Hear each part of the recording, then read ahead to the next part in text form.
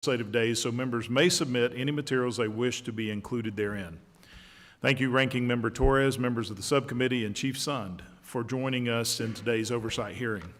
Today, we're focused on identifying the numerous security failures that proceeded and continue to persist following the breach of the United States Capitol on January 6, 2021.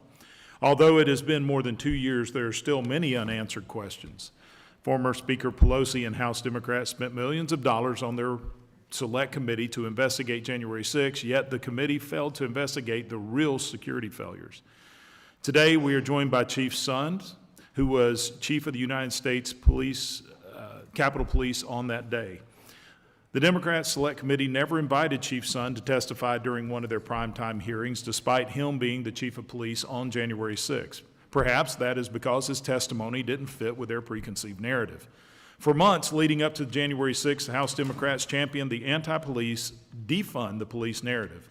House Democrats continued pushing this dangerous narrative through the appropriations process, where they threatened to cut Capitol Police's budget. This politicization of the Capitol Police directly contributed to many of the structural and procedural failures we witnessed that day. Let me be clear. I stand with law enforcement, specifically our Capitol Police officers, and appreciate their dedication, bravery, and service. I hope my Democrat colleagues do the same. We now know that serious structural failures within the Capitol Police Intelligence Department contributed to the terrible events of that day.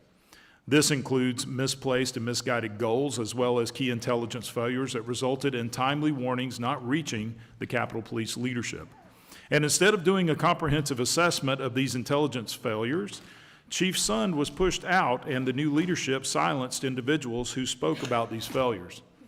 Retaliation against whistleblowers is unacceptable. This is one of the reasons why House Republicans are conducting this investigation. I look forward to hearing Chief Sund's view regarding the multiple accusations of retaliation that are now public. I also look forward to hearing directly from Chief Sund about the general operation of Capitol Police, including day-to-day relations with the Capitol Police Board, as well as the Speaker of the House. Chief Sund's testimony today will provide transparency, accountability, and most importantly, help to prevent anything like this from happening again. Finally, we will focus on the aftermath of January 6 and the ensuing witch hunt conducted by the Select Committee on January 6, of which I was, unfortunately, a target. Throughout their nearly 2 years of work, the Select Committee clearly operated on hearsay and cherry-picked so-called evidence to fit their desired narrative.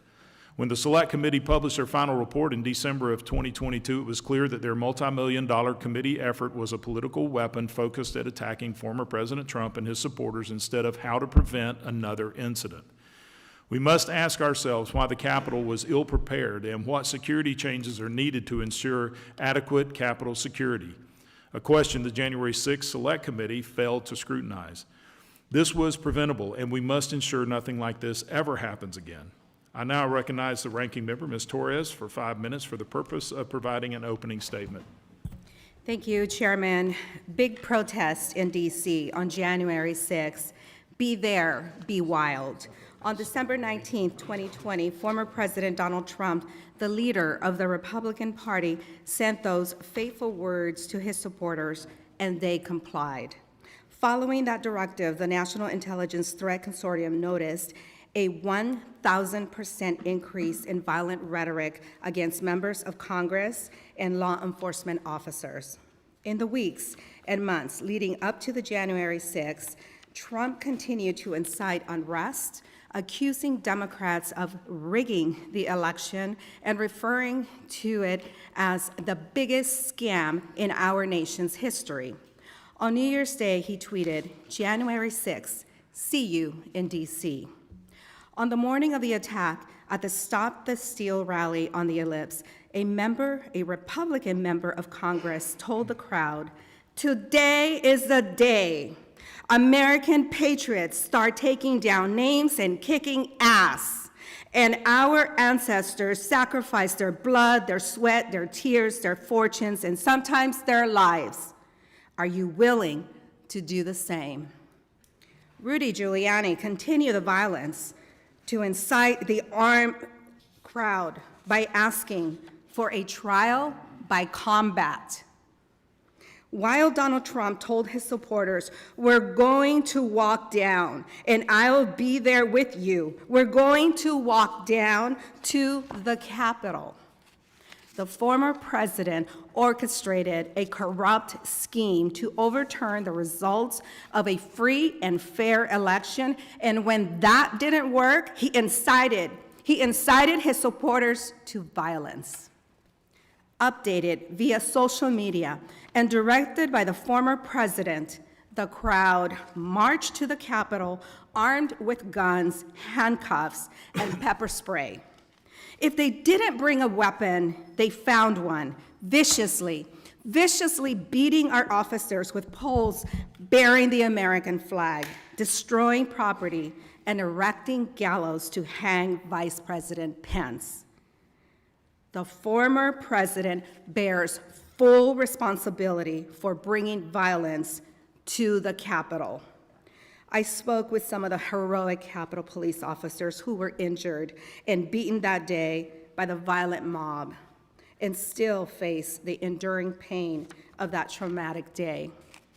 If not for the heroic actions of law enforcement officers, some of whom literally gave their lives to protect us, the former president and his supporters would have succeeded. Immediately, Speaker Pelosi engaged with retired United States Army General Russell Honore to conduct a complete security assessment of the Capitol to identify vulnerabilities. In addition to the work of the Honore Task Force, former Chair Zoe Lofgren of this committee instructed the U.S. Capitol Police Inspector General to halt all ongoing investigations and devote all resources to investigating the attack. House Democrats then directed the Government Accountability Office to perform a government-wide examination of the attack, including a comprehensive review of agency preparation and response. Still, after Republicans refused to support legislation to create an independent national commission, the bipartisan Select Committee to investigate the January 6th attack took up this work.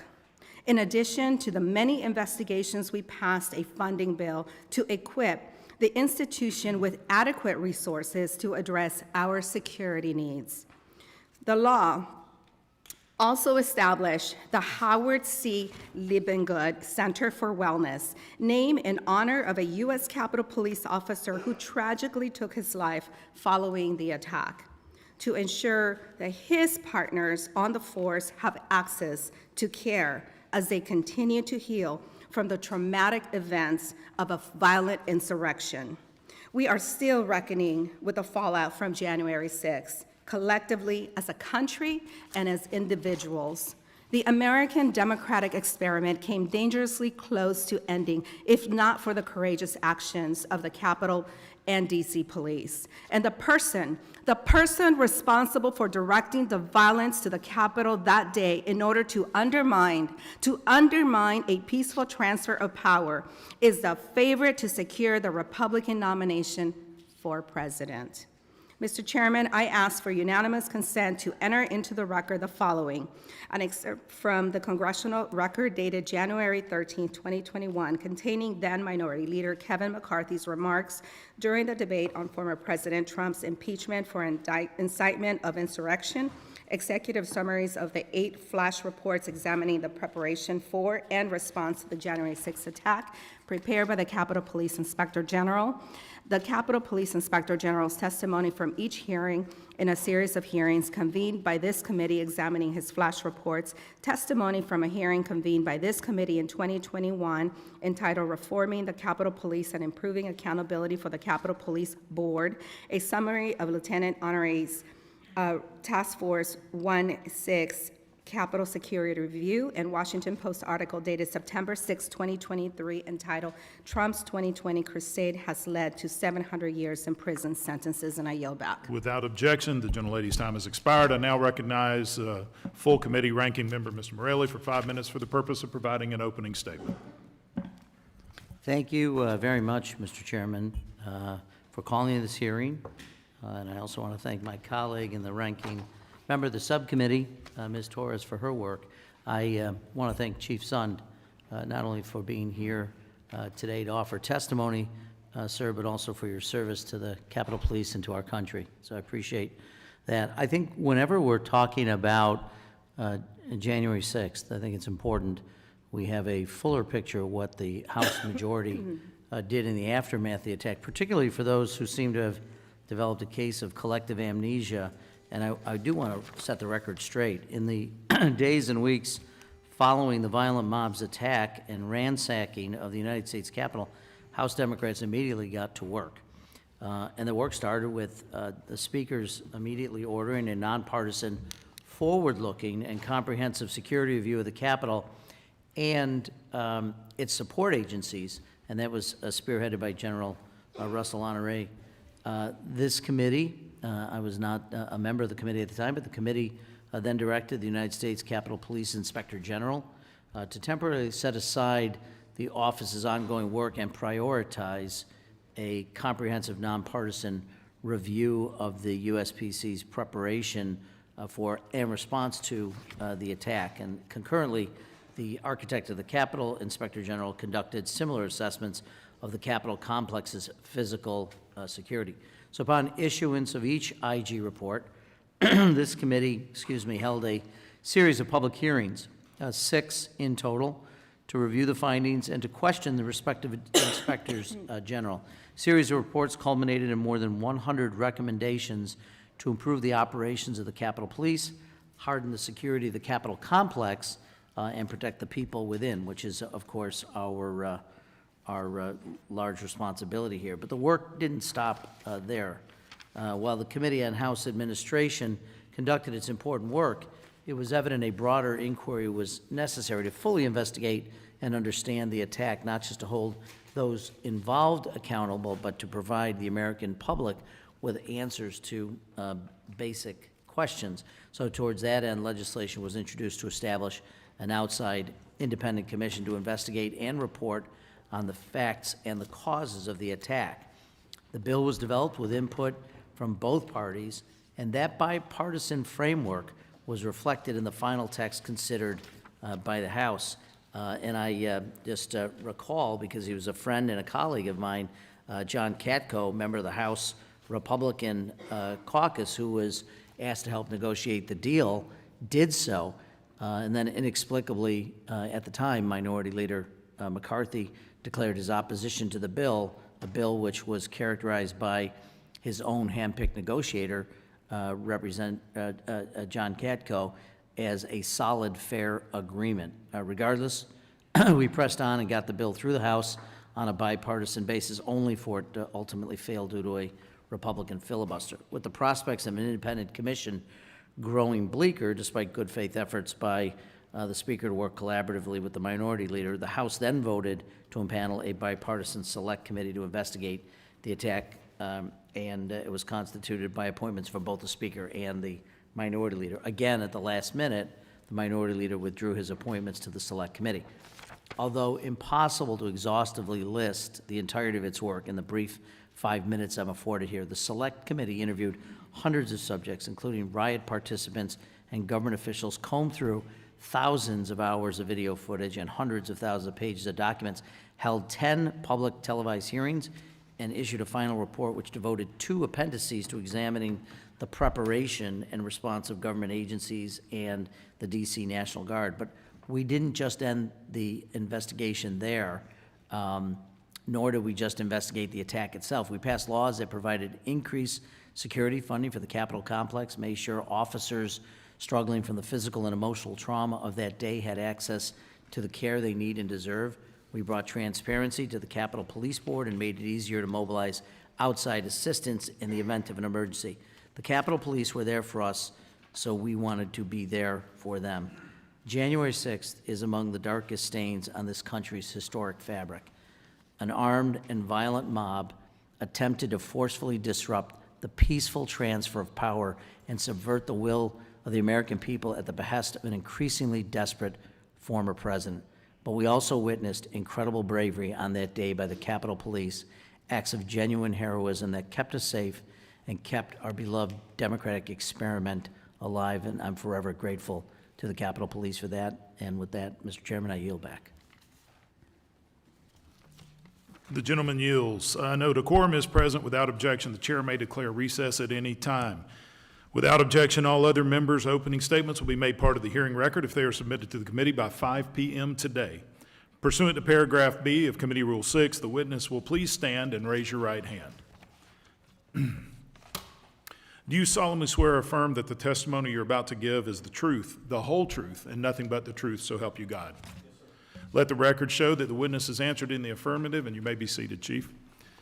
I'd like to now introduce our witness, Chief Stephen Sund. Chief Stephen Sund served for over 25 years with the Metropolitan Police Department, where he rose through the ranks to become the commander of the Elite Special Operations Division, overseeing some of the most critical units within the department. In 2017, he was selected as the Assistant Chief of Police, and on June 13, 2019, Sund was named the 10th Chief of the United States Capitol Police, where he served for 18 months. In January 2023, Chief Sund published a book about the institutional failings entitled Courage Under Fire, Under Siege and Outnumbered 58-1 on January 6. Chief Sund, we appreciate you being here today and look forward to your testimony. As a reminder, we have read your written statement and it will appear in the full committee record.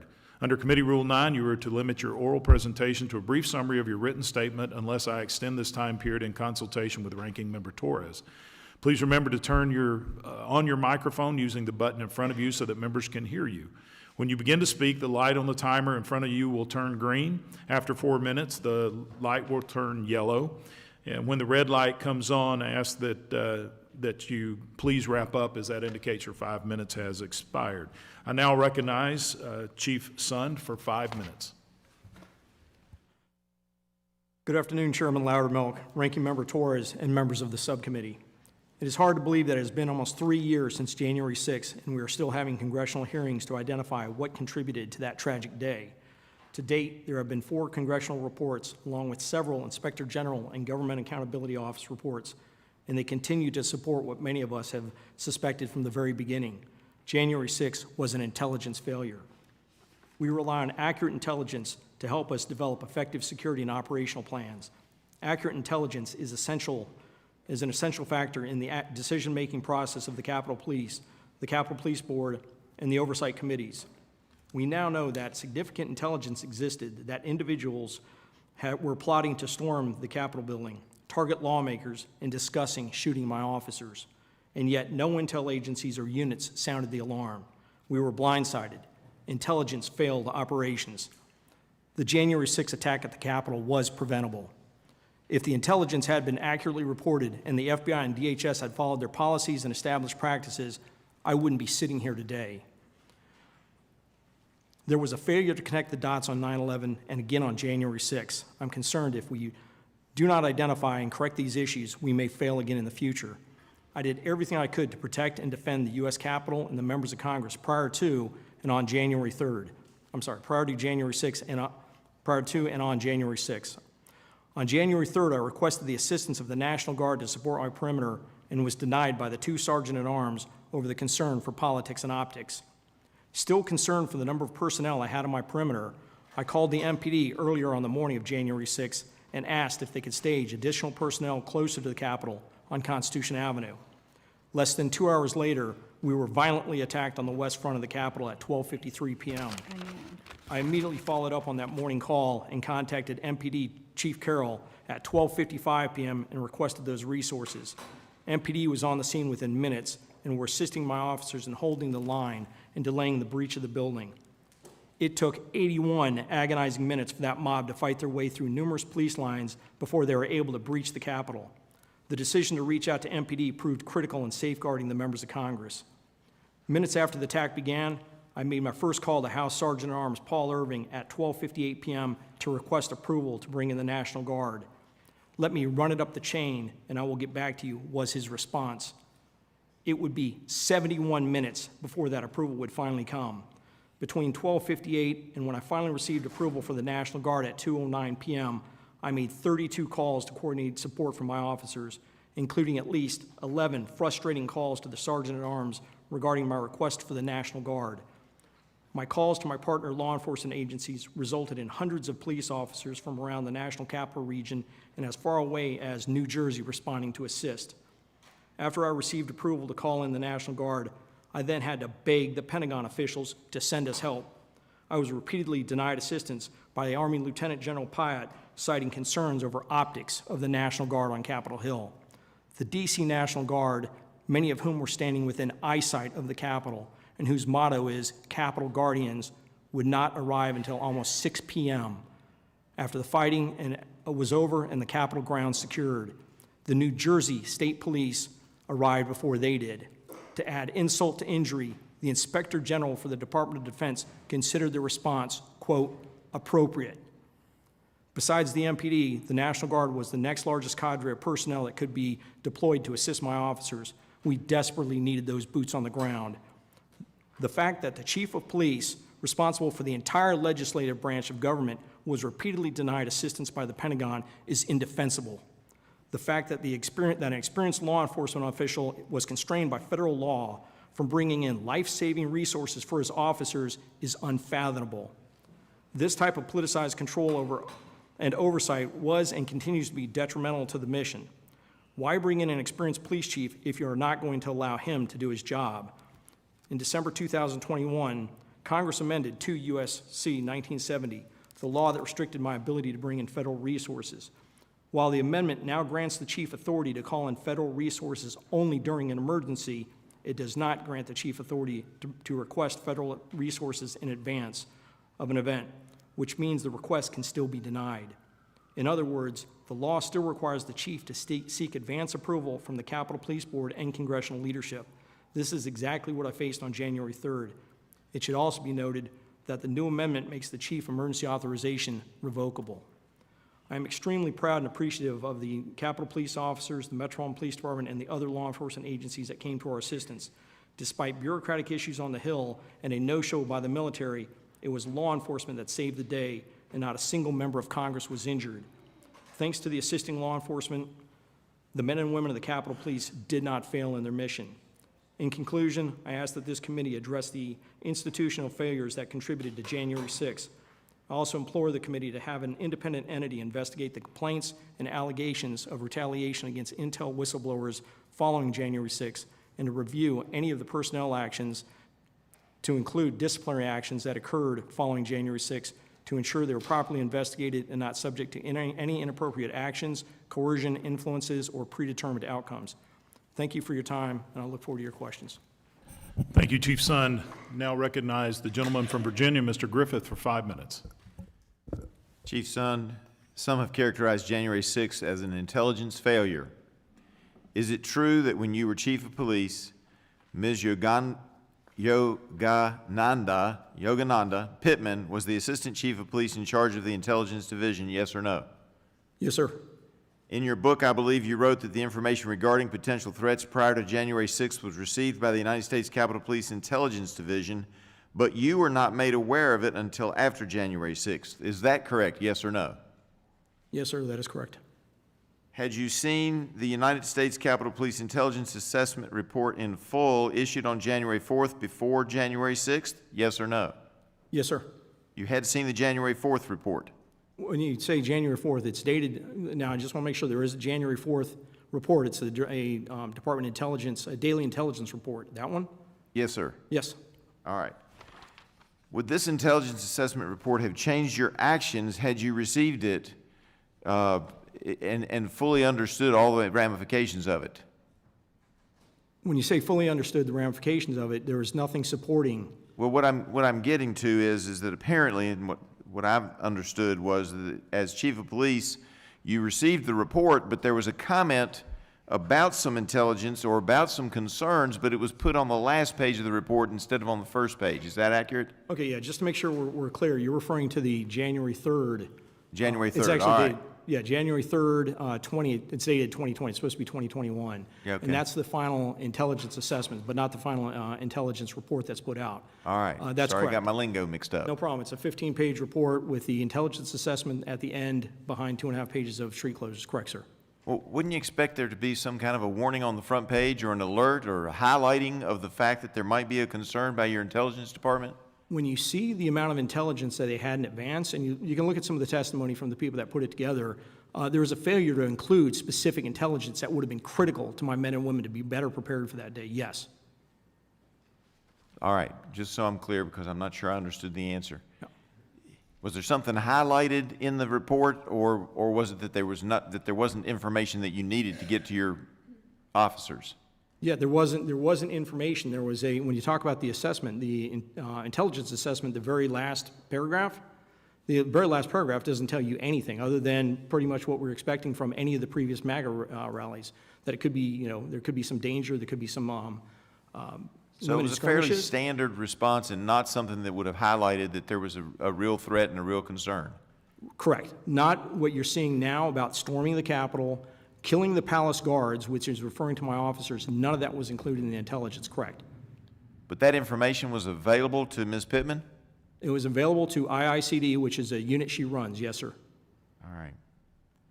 And Ms. Pittman approved that report that did not pass that information on to you, is that correct? It came out of her unit, sir. Subsequent to January 6th, when Ms. Pittman was retiring, she was given what I call a sweetheart deal from the United States Capitol Police. That was earlier this year. She was placed on leave without pay while working a new job for several months, about 5, before she reached the eligible age to retire. Now, it's clear she had no intent to return to the United States Capitol Police, which is what the handbook says you're supposed to be doing if you get leave without pay. There has to be an expectation of return. During your time in management with the United States Capitol Police, had you ever heard of such a sweetheart deal before? No, sir. When you were in management, did counsel Thomas Tad DeBias ever indicate that you had the power to give somebody a leave without pay so they could get to retirement without an expectation that they would at least attempt to return to the United States Capitol Police Service? No, sir, not that I recall. Nope. Nobody's ever told you you could do that? No, sir. Did you think you had that power? It's written in the policy that you can't offer. You can't offer it, but there's a requirement there be an expectation to return. In this Right. case, there was not. That is correct. You're So expected you to never return. had the expectation that you could give somebody leave without pay unless they were planning on coming back. Somebody that might have a health problem or something like that's what it's for, isn't it? Correct, that's the policy, that All right. Since January 6, 2021, have you learned of other intelligence reports, and I think you mentioned in your opening, in the possession of the United States Capitol Police or other federal agencies which could have been of assistance to you and your decision-making on January 6th? yes, sir, I have. All right. I see that my time is up, and so I will now yield back, Mr. Chairman. The gentleman yields. I now recognize the gentlewoman from California, Ms. Torres, for 5 minutes. I join the chairman in welcoming the witness before this committee. Thank you, ma'am. Since the insurrection, more than 1,100 individuals have been arrested and charged with crimes associated with the January 6th insurrection. This includes 404 defendants who have been charged with assaulting more than 140 law enforcement officers. 115 of those defendants have been charged with using a deadly or dangerous weapon or causing a serious physical injury to an officer. So far, 770 defendants have been convicted, including 65 defendants who have been convicted of assaulting law enforcement officers. I've had the opportunity to meet with some of the Capitol Police officers who were severely injured and still struggle with the events of that horrible day. Yet, they still show great strength and courage and still serve the force in order to continue to protect us. Mr. Sun, I have a series of easy questions and kindly ask you to answer yes or no. There has been a direct effort here in this committee and by many Republicans to rewrite the violent events that took place here at the Capitol on January 6th. For example, President Trump called the defendants, and I quote, "great patriots." Mr. Sun, do you agree with former President Trump that those convicted of January 6 related offenses are, quote, "great patriots"? Yes or no, sir? You know, I'm here to try and identify. It's just a simple yes or no. Do institutional you failures. believe that the people that assaulted your officers are great patriots? Yes or no? I think the people that assaulted my officers with weapons and violated the law, assaulting them and injuring them The deserve. former president also said that the rioters that day, and I quote, had love in their heart, and that it was, I quote, a beautiful day. Do you agree, Mr. Sun, with the former president that it was a beautiful day on January 6th, and that those people that attacked your officers had love in their heart? It was not a beautiful day, ma'am.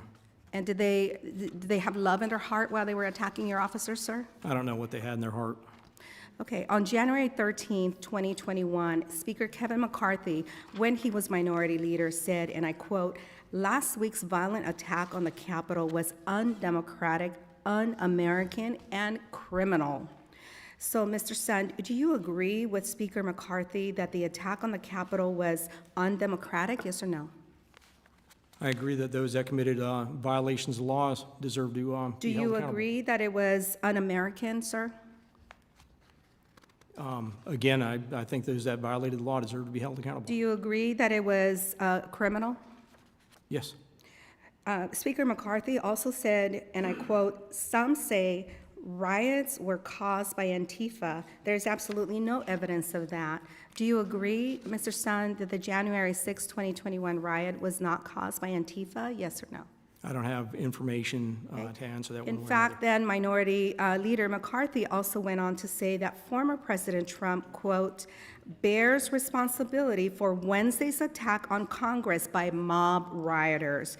He should have immediately denounced the mob when he saw what was unfolding." Mr. Sun, do you agree that former President Trump, and I quote, "bears responsibility for the attack"? Yes or no, sir? Again, ma'am, I'm here to identify the It's institutional a simple question, failures. sir. Do you agree that what the incidents that led the president to push people here? This is, I think this is, if you give me a second, I Ask you just one think it's other part of the reason why question. the American Do you public is agree so. that former President Trump should have immediately denounced the mob when he saw what was unfolding at the Capitol, yes or no? I would have liked some assistance with getting the military to the Capitol. That's correct, ma'am. Minority Leader McCarthy continued, and I quote, "These facts require immediate action by President Trump. Accept his share of responsibility, quell the brewing unrest, and ensure President-elect Biden is able to successfully begin his term." So my question to you, Mr. Sun, to this day, has former President Trump accepted his share of responsibility or done anything to, quote, quell the brewing unrest he cultivated? I think there's a lot of people that need to accept some responsibility associated with this. Okay. Finally, Leader McCarthy said, and I quote, "And the president, immediate action also deserves congressional action, which is why I think a fact-finding commission and a censure resolution would be prudent." Unfortunately, Leader McCarthy's courage did not last long. He chose to vote against the bipartisan bill establishing a commission negotiated by the ranking Republican member of the Homeland Security Committee and containing all of his priorities. This is unacceptable, and I yield back, Mr. Chair. Gentlelady yields. I now recognize the gentleman from North Carolina, Ms. Murphy. Mr. Murphy for 5 minutes. Thank you, Mr. Chairman. I just would like to refresh the memory that we were not really allowed to pick our own individuals on that committee, and they were just picked essentially because they didn't like Trump, but that's a secondary issue.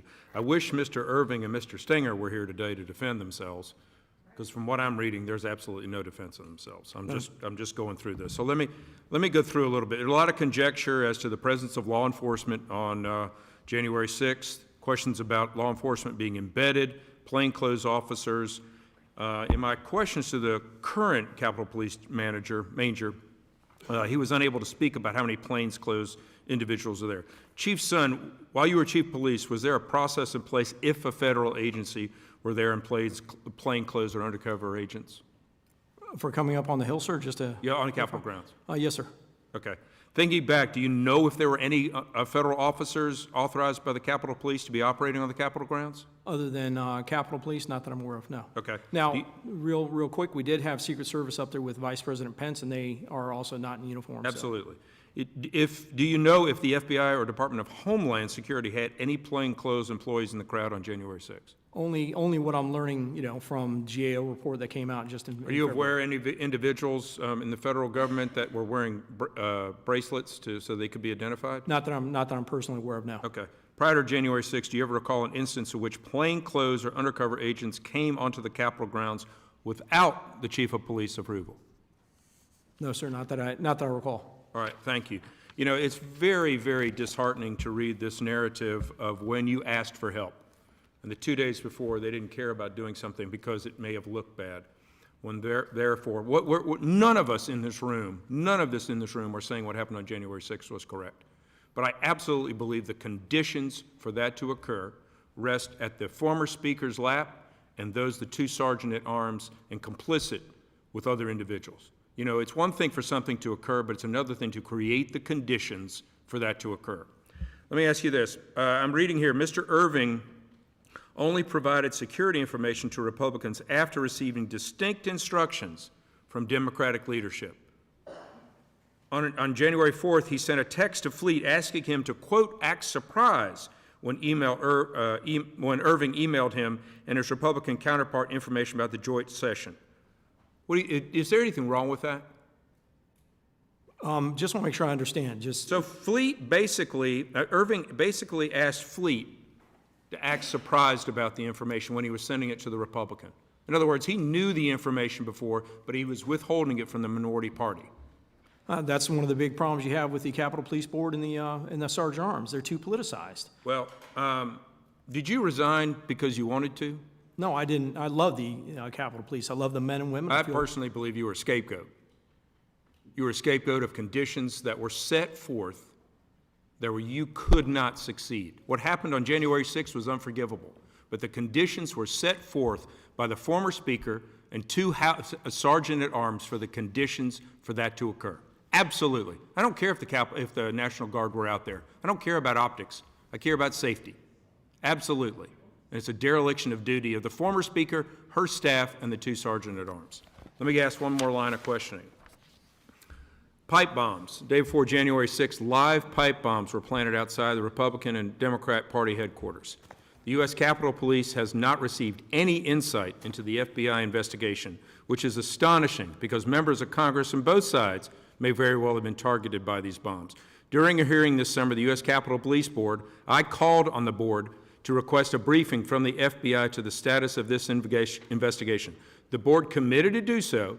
Mr. Chairman, I submit this letter to the record verifying the request. Chief Sund, before you resign, can you recall anything about the pipe bomb incident? Other than the time they were called out, us sending resources over to them and hearing both the RNC and the DNC. First one went out the RNC, and I was worried that that could be a distracting for us.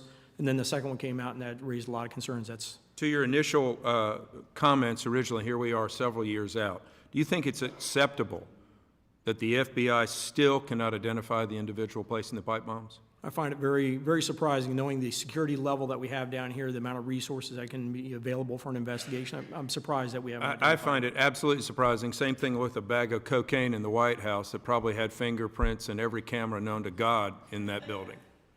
And so, again, I'll say what happened on January 6th was absolutely wrong, but the conditions set forth by the Speaker, her administration, and the two sergeant-at-arms and whoever was complicit with that absolutely allowed you to fail, and then members of Congress to be at risk of being injured. Thank you, Mr. Chairman. I'll yield back. The gentleman yields. I now recognize the gentleman from New York, Mr. Morelli, for 5 minutes. Thank you, Mr. Chairman, and again, thank you, Chief, for being here. I do want to, I'm disturbed by both the sense that you don't blame the rioters or the president, but you blame the Capitol Police and the Capitol Police Board, and not you, sir, my colleagues. It's like blaming a homeowner when he or she is robbed instead of blaming the intruder. And so I do want to note one thing, too, because it sounds awfully partisan and awfully political. Just not that I'm blaming anyone, but I just note Mr. Irving is a sergeant-at-arms appointed by John Boehner and reappointed by Speaker Ryan. Mr.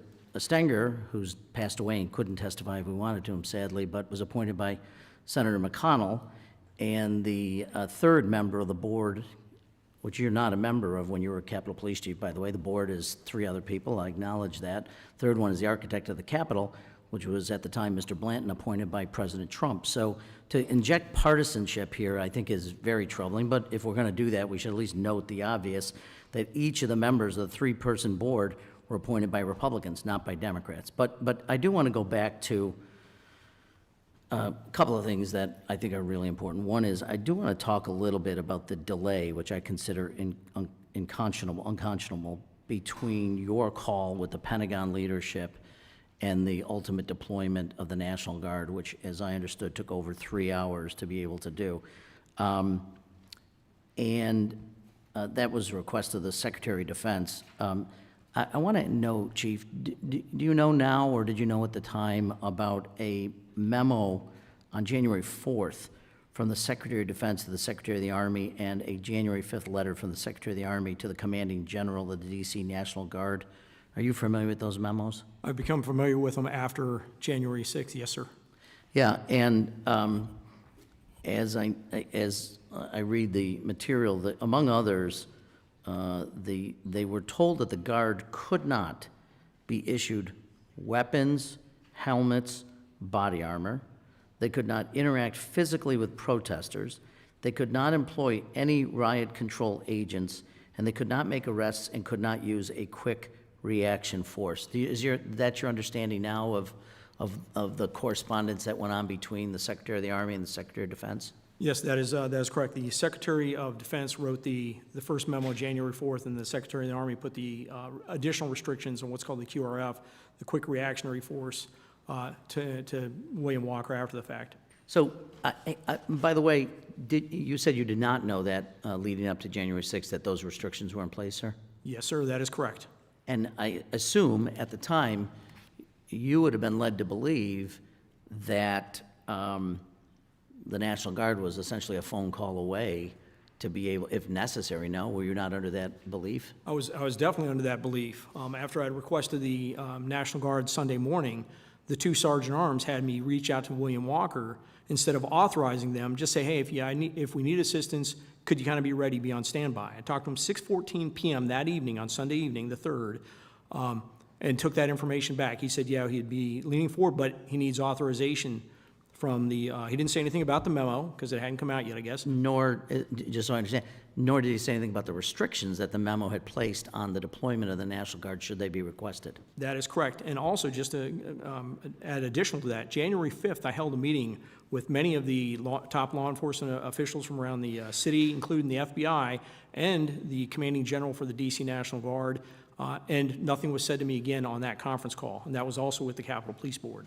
You know, and you and I, unfortunately, didn't have a chance to work professionally together, but I do reach out to Chief Manger from time to time when there are concerns or there are, seemingly threats, and we have conversations.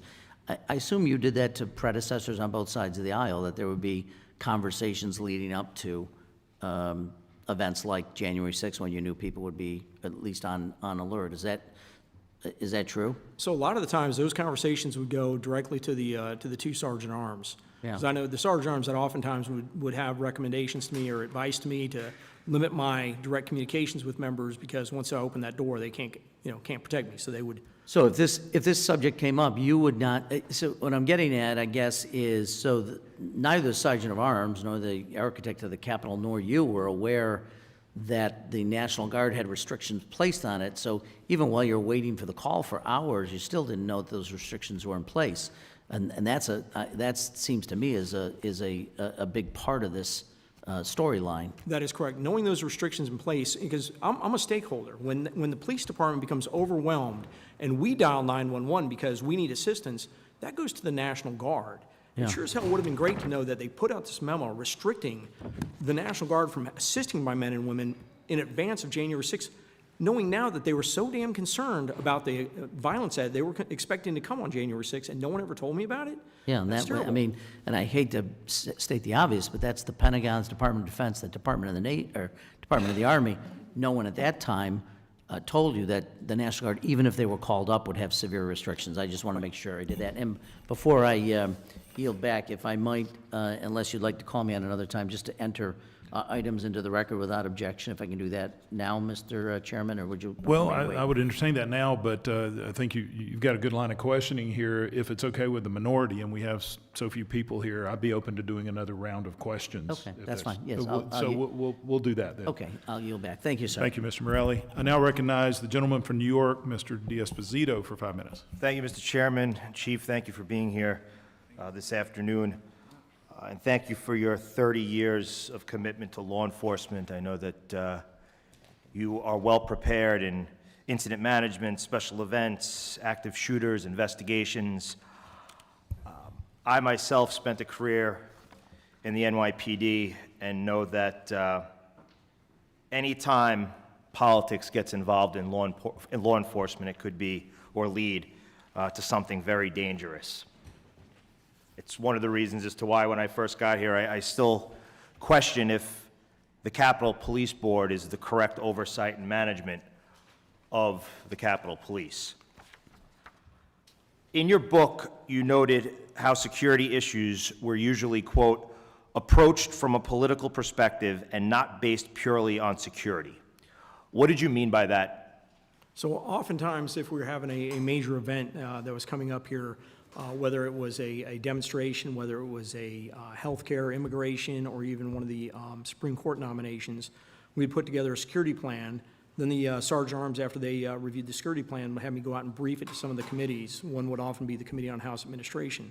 When I'd go out and brief what we're going to do, if we're going to put in, fence off the east front of the Capitol, I'd often get pushback about, why do you got to block off the east front of the Capitol? Why do you got to have your people in hard gear? Things that a commander or a chief of police should be able to make those decisions. So you weren't able to make decisions as a law enforcement professional.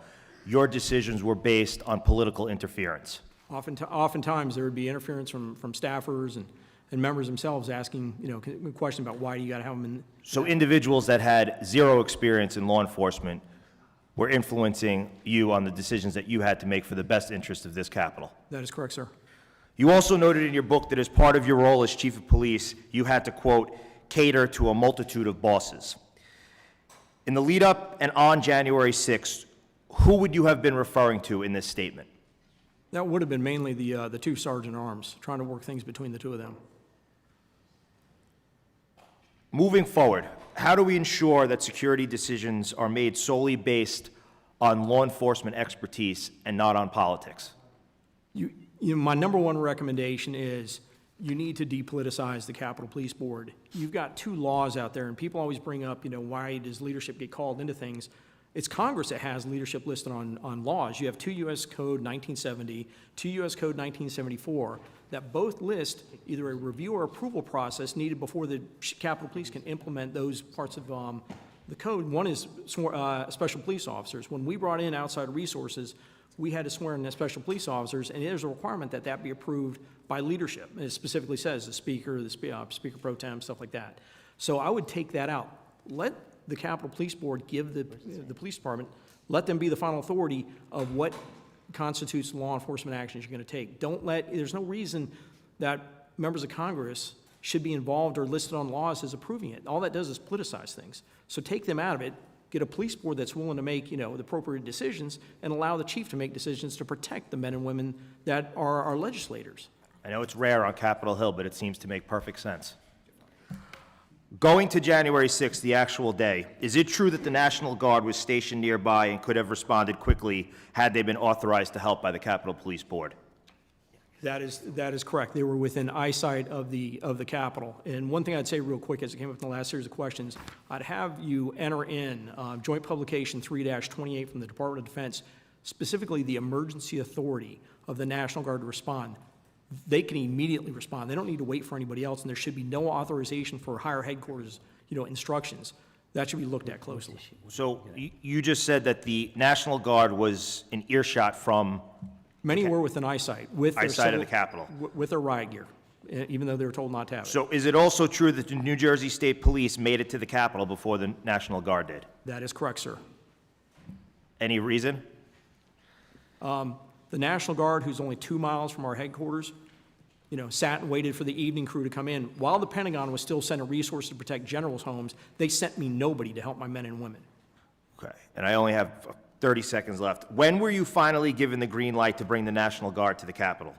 At 2:08 p.m., at 2:08 p.m., So that was over an hour after you originally asked. that is correct. I'm sorry, 2:09 p.m. 2:09 p.m., Irving finally gave me approval, because I still remember where I was sitting, because I screamed to the watch commander, mark the time, because I finally got approval to bring in the National Guard.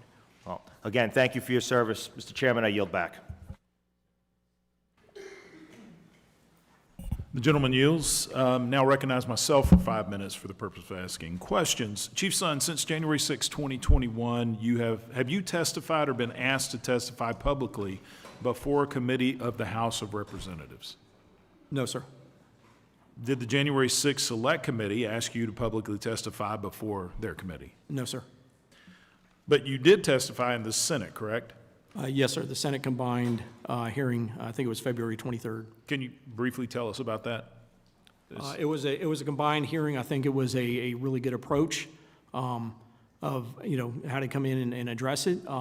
Initially, they did not want anybody that was no longer in their position to testify, which would have excluded myself, Senate Sergeant Arms Stenger, and House Sergeant Arms Irving. And I went and specifically asked the Senate Rules Committee, please let me come and testify. I will testify in person, to show up. They changed the rules and allowed me to show up. So you had to basically force yourself in to even be able to testify before the Senate Yeah, committee. I had to call in somebody I knew there and tell them, I promise you, I will show up in person. I was the only one to be there in person, not on video. Thank you for your vigilance there. Chief Sund, you previously testified on January 3rd, 2020, or on January 3, 2021, 3 days before January 6. You met separately with House Sergeant at Arms Paul Irving and Senate Sergeant at Arms Michael Stenger. And you asked them to approve a request for National Guard assistance on the 6th. Now, this is on January the 3rd. I believe this was in your book that you met with both Stenger and Irvin and requested National Guard assistance to be ready on the 6th. Can you explain what happened in those two meetings with Irving and Stenger? Absolutely. So on the morning of the 3rd at 9:24 a.m., I specifically went to see him because I know what a big deal it is to have National Guard come and assist us on the Hill. I went into his office again, 9:24 in the morning, went up and immediately went up and said, hey, I'd like to bring in the National Guard to support me on, to assist me on the perimeter, because when we have a joint session of Congress, it takes a lot of my personnel inside. But immediately, as soon as I asked him, his first response was, I don't know, I don't like the optics of that. And his second response was, besides, the intelligence doesn't support it. He immediately, then we began talking, he said, have you reached out to Mike Stenger on this? I said, no, I have not talked to him about it yet. He said, why don't you talk to Stenger and see what he has to say? So then I left, went over to Mike Stinger's office at 9:35 in the morning, walked into his office, he wasn't there. I came back, he showed up at 11:13, I showed back up at 11:53 and went in to immediately ask him, I'd like to request the National Guard. He said, let's come up with another idea. Why don't you call, do you know somebody at the National Guard? I said, yes, sir, I know General William Walker. He said, why don't you call Walker and see if we need them, how quickly could they get here, and how many people could they send us?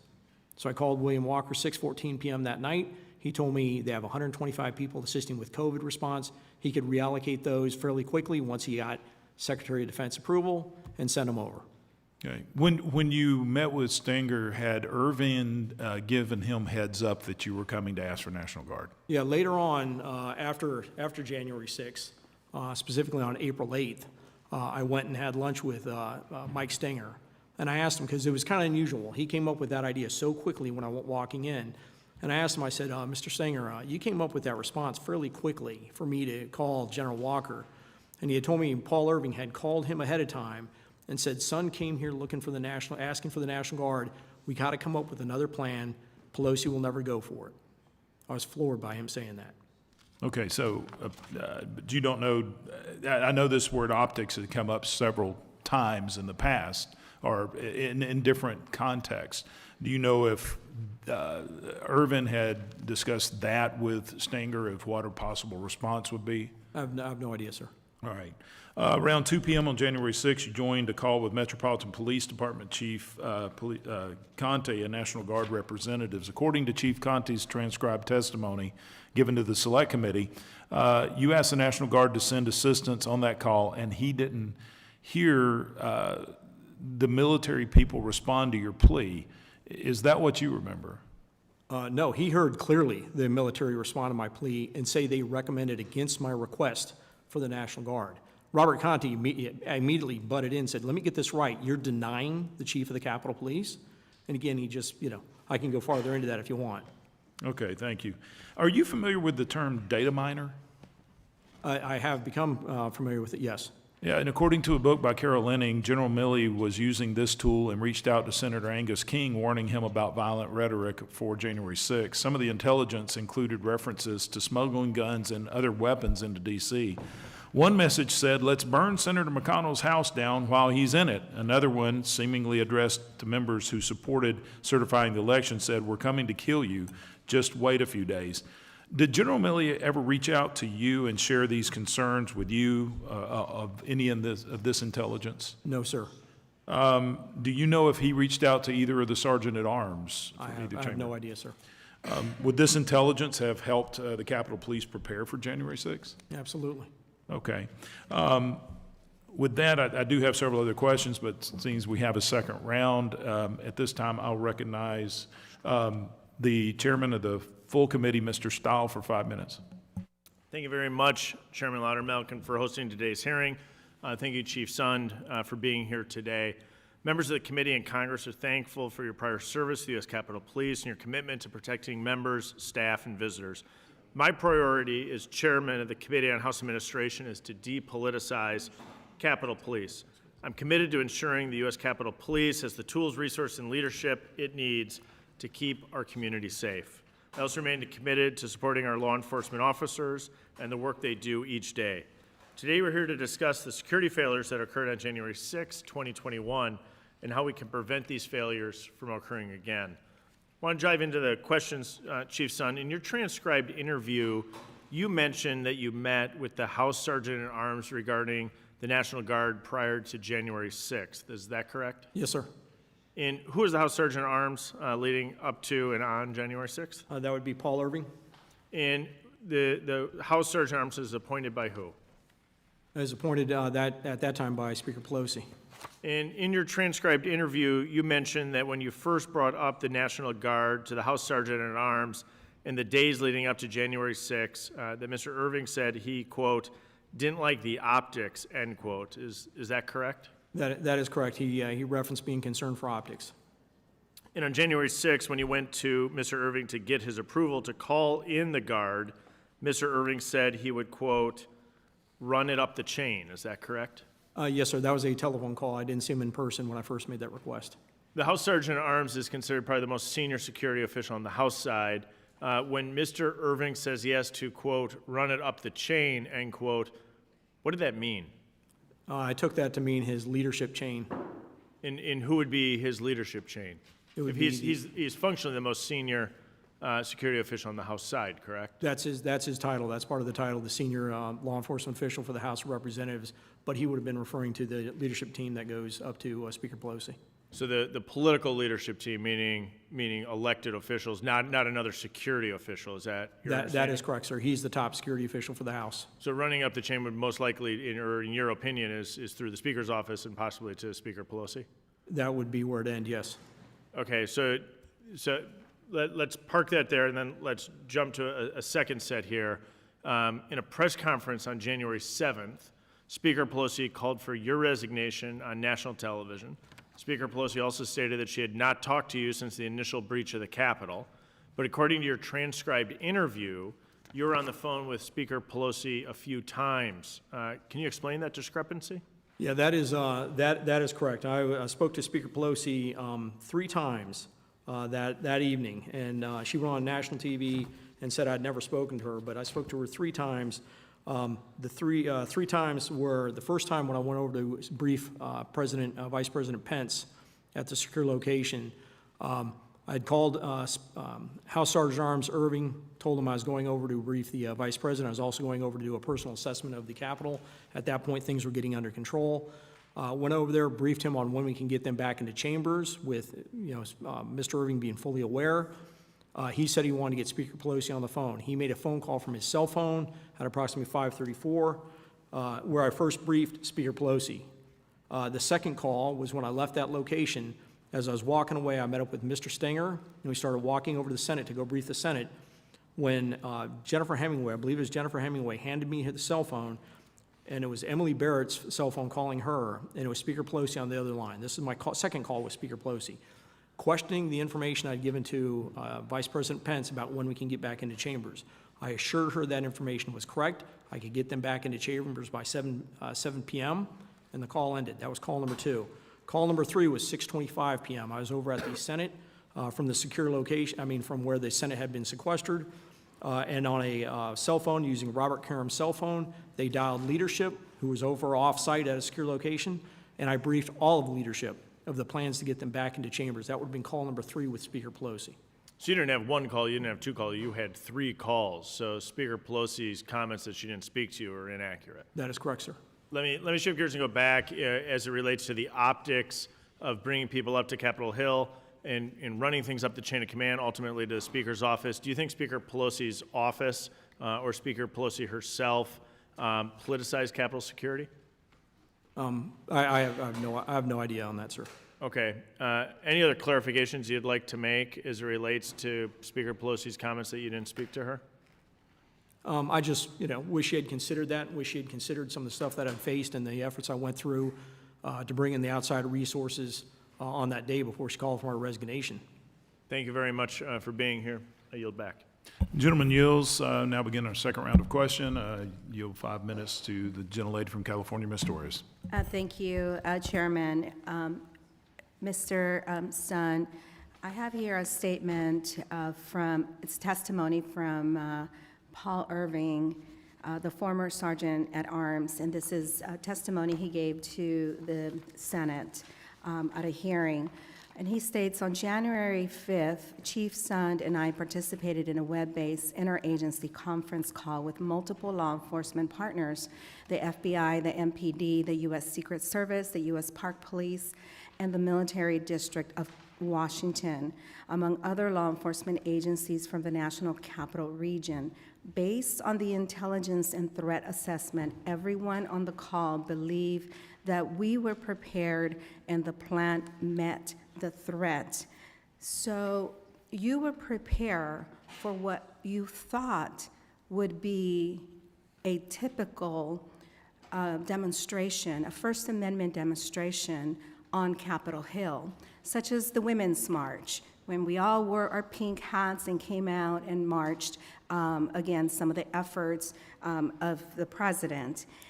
What you did not anticipate, none of you anticipated, that a Republican member of Congress would tell the crowd on stage, today is the day American patriots start taking down names and kicking ass, and our ancestors sacrificed their blood, their sweat, their tears, their fortunes, and sometimes their lives.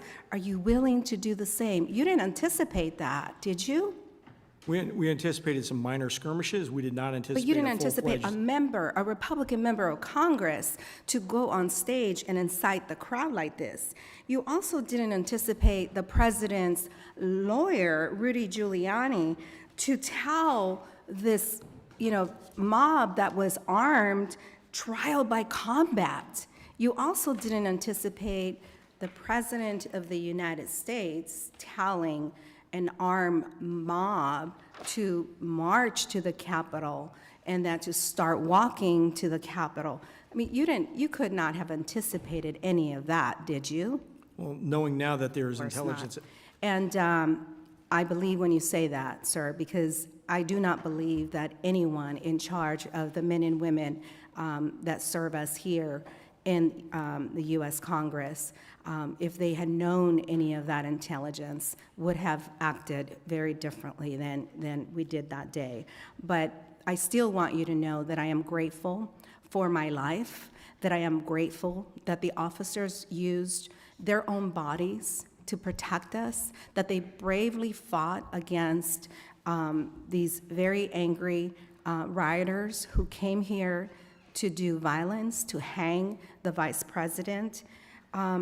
This past weekend, the former president has said he would pardon those convicted, the ones convicted of crimes associated with January 6th, including individuals like Enrique Tarrio, the leader of the Proud Boys, who was convicted of seditious conspiracy and sentenced to 22 years in prison. Mr. Sun, how does that make you feel to hear that the former president talks about pardoning defendants who assaulted your officers during that violent attack and assault on our democracy? Again, I feel if they assaulted the officers, they need to pay the consequences. I feel really badly for everything that has happened since the officers, the suicides. No one deserved that.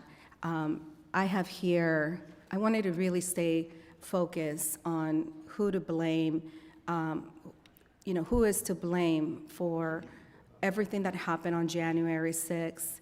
And I attended this peaceful transfer of power on this inauguration when this president took the oath to serve this country and to protect, the rule of law and democracy.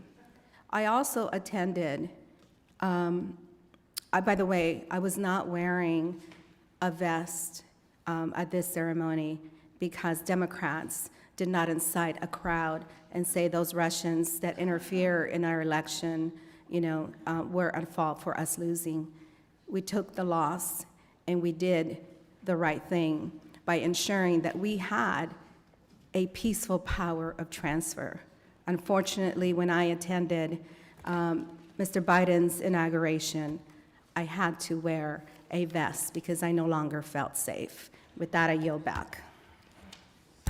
Gentlelady yields. I now yield to the gentleman from Virginia, Mr. Griffith, for 5 minutes. So, Mr. Sund, you also did not anticipate that you wouldn't get significant intelligence about the threat. Isn't that true? That is correct. With the intelligence, You would have anticipated that either your own department or other federal agencies would have alerted you to the risk. Isn't that true? like I've said, this could have been preventable if we had gotten the intelligence they had. And isn't it also true that you would not have anticipated and did not anticipate that you wouldn't get support from up the chain when you requested the National Guard before and on January 6th? Isn't that true? That is correct, sir. And during a February 2021 joint Senate hearing, former House Sergeant at Arms Paul Irving testified that on January 6, 2021, he did not receive a request from you for National Guard assistance until around 2 p.m. Is that accurate? That is not accurate, sir. When did you ask for it? 12:58 p.m. was my first call to Paul Irving. I had a number of people that were surrounding me that were aware I was calling, and he was fully aware of just how bad it was outside because he had his representative to the command center right behind me sending him all the information of what was happening. And I did not get the approval at 12:58 p.m. And he still said he was going to run it up the chain. He's going to run it up the chain. It took 71 minutes to get an approval. To get it run up the chain. Yes, sir. And your assumption, although you testified that you don't know for sure that it went to Nancy Pelosi, your assumption is that because the Sergeant at Arms, while elected by the members of the House, is generally put on the ballot by the Speaker and serves at the direction of the Speaker, so you assumed, as most people would, that it was the Speaker that was the top of the chain. Yeah, that was my assumption.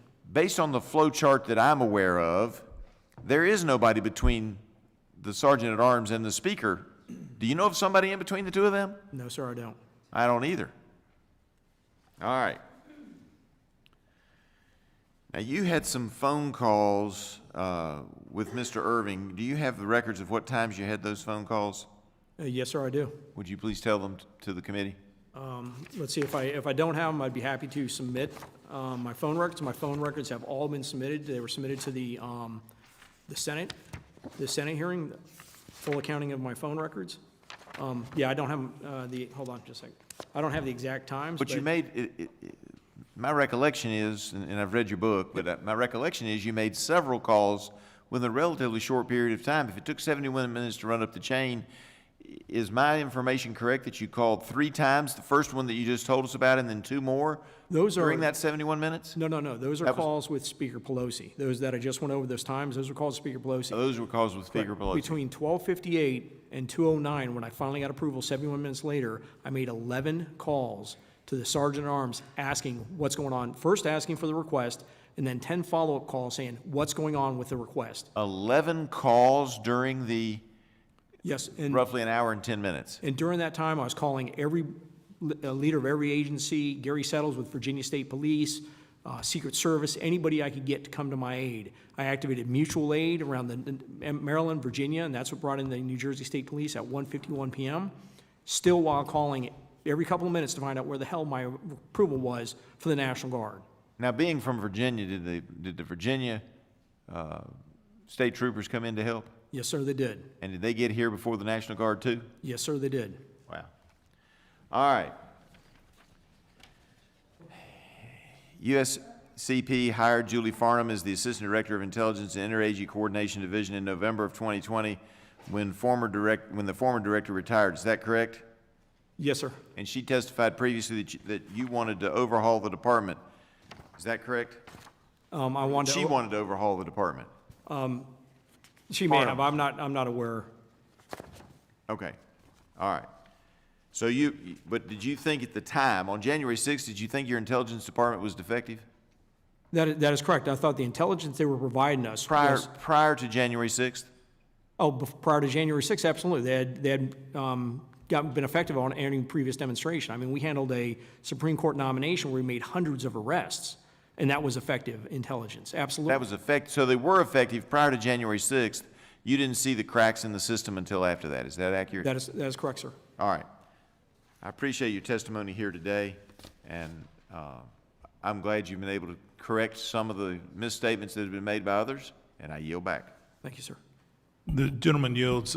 Chief Son, before I recognize the ranking member of the full committee, would you be willing to submit those phone records to this subcommittee for our records? Absolutely, sir. I'll have them to you by the end of the day. All right, thank you, sir. Now recognize the gentleman from New York, Mr. Morelli, for 5 minutes.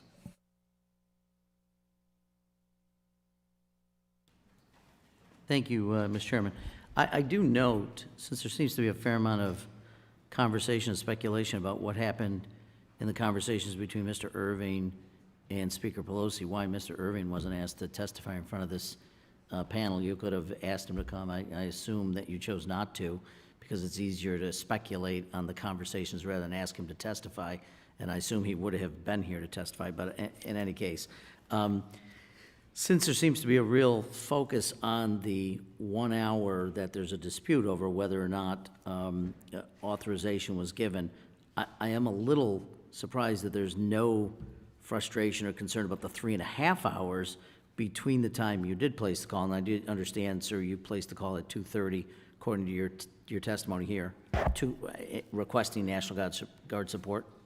No, so to correct it, I couldn't wait any longer. I'd waited so long for the approval from the Capitol Police Board, both Mr. Irving and Mr. Stinger. At 1:51 p.m., I called William Walker without even having authority and said, please get ready, send me anything you got. Gotcha. This is life or death. I told him I don't have approval from the Capitol Police Board yet, but it's coming any minute, but please start sending me resources. Gotcha. So it was 1:51 when That I was first made that before call. 2 o'clock, and yet, and when did the National Guard show up? 5:40 p.m., the first National Guard showed up, approximately 150, and they were sworn in as special police officers and deployed. They got on post about 6 p.m. When the Capitol grounds were secure at that point. Okay, so that is over 3.5 hours after your request was put in. Yes, sir. Earlier I was asking about this, and I would like to just get a little more definition on it. So you didn't know it at the time. When you made the request at 1:50 or so, did you know that, when were you made aware that there were restrictions on what the National Guard could do as a result of the memo that had been issued on the 4th and 5th? I don't know the exact date, but it was definitely after January 6th when I started doing research into what happened. That's when I found it. But when they showed up at 5:40, so do you have any sense of the 3.5 hours that went on? You said, I just want to make sure, you said in an interview that there was a concern in the administration about the president invoking the Insurrection Act and concern at the Pentagon about him declaring martial law or activating the military in support of his claims. Do you suspect that played a role in the Pentagon's unwillingness to allow the National Guard to respond to the Capitol, that those hours that was being debated? So when I went back and started doing research for the book I wrote, I started finding out there was a lot of concerns within the president's cabinet about him invoking the Insurrection Act, and that was one of the hypotheses that had come up, that maybe they were concerned about him invoking it, and that's why they'd want to delay. And think about it. I think the Secretary of Defense has come out and stated in testimony he was not putting National Guard anywhere east of 9th Street Northwest, which means toward the Capitol. So why would that be? I don't know. Why do you speculate? Like I am saying, for some reason, they want to do everything they could to keep National Guard away from the Capitol. Yeah. I would wonder why my colleagues aren't more concerned about that. I mean, that's 3.5 hours while we're under siege. A request has been made. Can you describe the scene during the period between your call and the arrival of the National Guard here at the Capitol? Between my first call at Your 12:58. call at 2 o'clock, 1 until 5:40? It was, I mean, I was seeing my officers go through some intensive battling on the West Front. It was terrible what they were going through, and no police officer deserves to be subjected to that. It was some of the worst violence I've seen against law enforcement. So let me ask this then. How would the situation have differed had the National Guard's quick reaction force been able to deploy soon after your call, which I assume would have been just minutes away? Yeah, if they had followed their emergency authority and they had deployed the quick QRF, we could have had close to 200 National Guardsmen, men and women here, fairly quickly. That could have been a game changer. The Metropolitan Police Department sent me almost 1,000 officers. That would have been the next largest cadre of officers. We could have absolutely used their assistance. Yeah. You know, I on a sort of tragic circumstance, you obviously know about then Police Lieutenant Michael Byrd and the interaction, which ultimately led to the death of Ashley Babbitt, who was a rioter when she tried to break into the Speaker's lobby. Because of his actions, now Captain Byrd and his family have had to face an onslaught of threats and been the target of vile attacks, some of them racist. Just a few weeks ago, a family member of Miss Babbitt said publicly that Michael Byrd needs to swing from the end of a rope. Do you have any reaction to that comment? No comment on that. No comment. Before I yield back, may I ask unanimous consent to enter into the record the following. An article from the Washington Post fact checker dated December 15, 2021, entitled, "No, Trump did not order 10,000 troops to secure the Capitol on January 6th. An article from CNN entitled, "Fact-Checking Representative Jordan's Claim That Speaker Pelosi Was Responsible for U.S. Capitol Security on January 6th. A memorandum from the Secretary of Defense to the Secretary of the Army dated January 4th, 2021, restricting the activities of the D.C. National Guard. A letter from the Secretary of the Army to the Commanding General of the D.C. National Guard dated January 5th, relaying those National Guard restrictions. An excerpt from the Select Committee's transcribed interview with former House Sergeant-at-Arms Paul Irving. A copy of H-Con Res 40, a concurrent resolution expressing support for law enforcement officers that explicitly excluded the United States Capitol Police. A copy of an amendment to H-Con Res 40 offered in the Rules Committee by Ranking Member McGovern expressing gratitude to the Capitol Police who protected the Capitol on January 6th. A copy of the vote tally on the amendment, which was defeated on a party line 8-3 vote, all Republicans voting against. A tweet by Representative Matt Gaetz dated September 14th, 2023, in which he pledges to hold Speaker McCarthy to his promise to release the full January 6 tapes. Tweet by Representative Matt Gaetz dated September 18th, 2023, in which he demands full release of the January 6 tapes in exchange for funding the government. And finally, a letter from Capitol Police Chief Tom Manger to Chairman Stile and myself dated September 18th, 2023, in which he renews his request to review all video footage requests received by the committee and address security concerns prior to release. Without objection. Without objection. Now I recognize the gentleman from New York, Mr. D'Esposito, for 5 minutes. Thank you, Mr. Chairman. I just want to make it very clear that I think all of our colleagues, the Republicans, have been very concerned about the response of the National Guard, which is why most of us have asked questions about the timing, about the authority, about you getting permission and the fact that you had to get answers from two individuals who clearly were taking their orders from Speaker Pelosi. So I just want to make that very clear. Just touching quickly on the chamber evacuations, the Capitol was breached at 2:12 p.m. The House chamber did not start evacuating to 2:28. What was the reason for the delay? I'm not really sure what the reason for the delay is. Okay. They should have been called, the evacuation should have definitely been called earlier. And who would have made that decision? When I was up in the command center, I had two assistant chiefs with me that are in charge of operations. I had one assistant chief that's in charge of member protection, intelligence and protection, and one in charge of uniformed operations. Either of those could have called it, but it should have been called earlier. Okay. And do you know what time the Senate chamber was evacuated? I'll see if I have it in my, give me 1 second, sorry about that.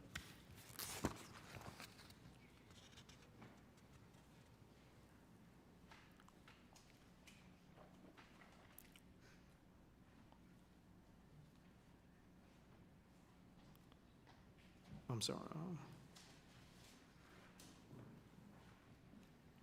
I don't have that right in front of me Okay. right now, sir, sorry.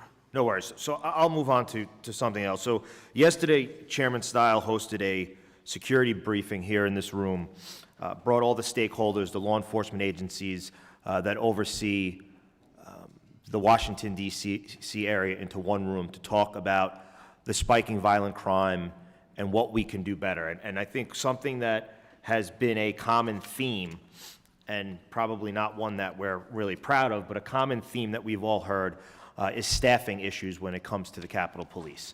Obviously, I think any law enforcement agency around the country right now would agree that the more people in uniform, the better.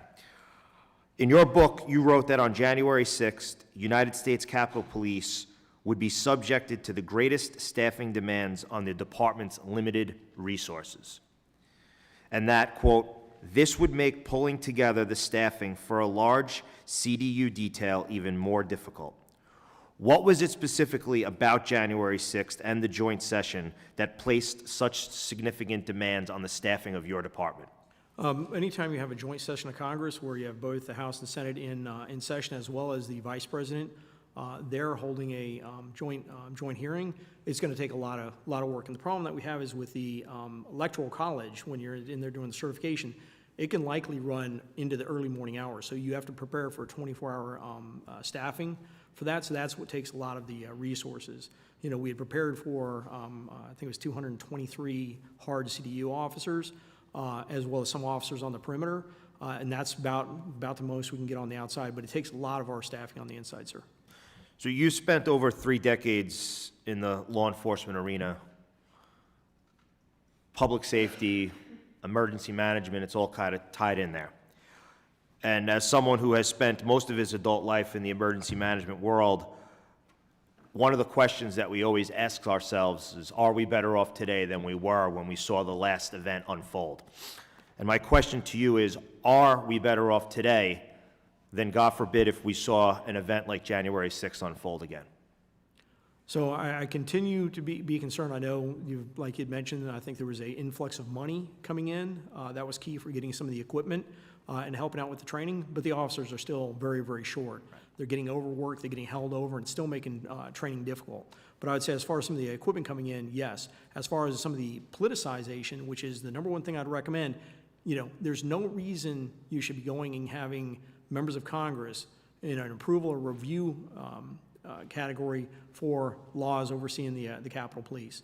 So that needs to be restricted. You know, let the Capitol Police Chief do his job. I agree. That's the number one thing I can say. Leave policing to the law enforcement professionals. That is correct. And if they mess up, hold them accountable. Exactly. Well, thank you for your service, Mr. Chairman. I yield back. Gentleman yields. I also want to clarify something Mr. Morelli brought up regarding bringing Mr. Irving before this committee. It is the intention of this committee to bring Mr. Irving before our committee, whether in a hearing or in a transcribed interview, which if either takes place, we will notify the minority and invite them to participate. With that, I now recognize the chairman of the full committee, Mr. Stahl, for 5 minutes. Thank you very much. Want to go back to your recollections in the transcribed interview of Mr. Irving. He said that on January 6th, the initial statement about the guard occurred on a phone call. You noted it's in his office, which is correct. Can you repeat the question, sir? Just so I... Yeah, no, absolutely. Mr. Irving said that on January 6th, the initial statement about the guard occurred on a phone call. You contend that you went into his office to discuss the guard. On January 6th? Yes. No, sir, I was in the command center on January 6th when we became under attack at 12:53. I Okay. was there for several hours until I left at approximately 5 p.m. to go see the vice president and go check on the Capitol. Thank you. On January 6th, Mr. Irving said that when you called and asked his permission to ask for the guard, he gave you permission. Is that correct? That is false. I think if you look at his testimony, he says when I first called him, I want to, just for clarification, at 2 o'clock, because I think his testimony is before I was saying I might be needing the National Guard.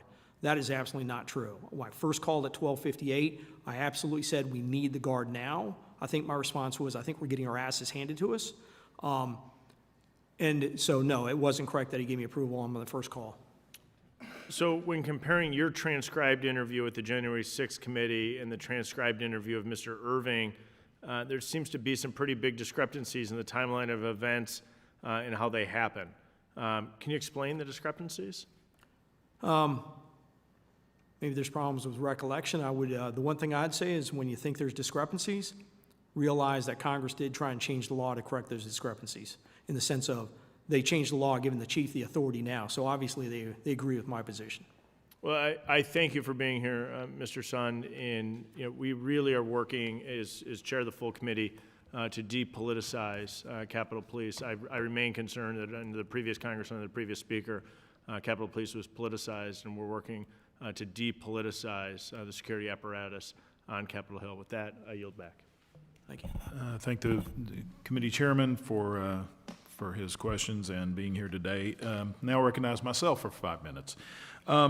Just to finish up on the previous question, line of questioning regarding General Milley and his notification to the Senate of this particular intelligence, you had stated he did not notify you.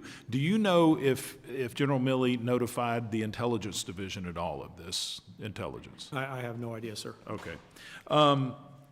From what I recall, and I believe it was in your book, you had issued an all-hands-on-deck for officers to be present and on duty on January 6th. Is that correct? That is correct, sir. Do you know, was that order put in place with the Intelligence Division? The Intelligence Division, actually, it's funny you say that. The Intelligence Division had 2/3 of their personnel working from home that day, so no, it was not put in place, and only had one intelligence analyst assigned to monitor the January 6th events. So even though you issued an all-hands-on-deck, this would have been Yogananda Pittman's call. She had nearly 70% of her workforce at home? At least of that one unit, when you talk about the intelligence. She has a larger. That's right, she was over larger. But yeah, so the intelligence, do you know why they chose to not order their people to come to work? No, sir, I've not been able to follow up on that. Very interesting. Are